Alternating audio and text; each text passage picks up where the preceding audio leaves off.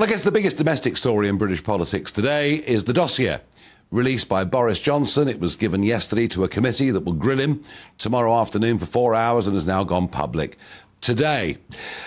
And the big debate is, did Boris Johnson mislead Parliament? Because if the committee tomorrow finds that he did and Parliament agrees with them, and if he faces a suspension of more than 10 days from the Commons, there will virtually automatically, through a process called recall, be a by-election in Uxbridge that, frankly, he would lose. So Boris Johnson's political career is on the line. That is no exaggeration. But on the issue over parties that took place in Downing Street, or should I say repeated parties that took place in Downing Street whilst the rest of us were locked down, there is this big question of, did he mislead Parliament? But more importantly, did he intentionally mislead Parliament? Let's have a look at Boris being questioned on this just over a year ago.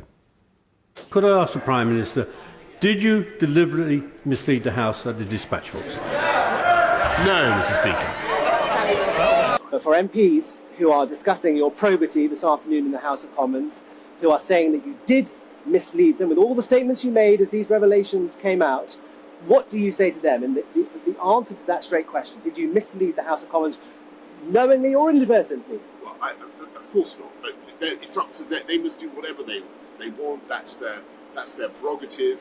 I want to focus on the... I may not be the world's leading expert.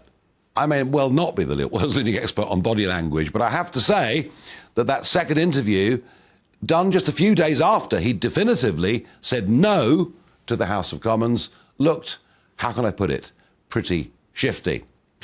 But ahead of this committee meeting that will take place, this 4-hour grilling tomorrow afternoon, Boris Johnson has put out, I think, a very key statement today. He accepts that he did mislead Parliament. I accept that the House of Commons was misled by my statements, that the rules and guidance had been completely followed at number 10. So what he's saying is, I did mislead Parliament, but it wasn't my fault, Gov, because people at number 10 told me that actually everything we were doing was within the rules.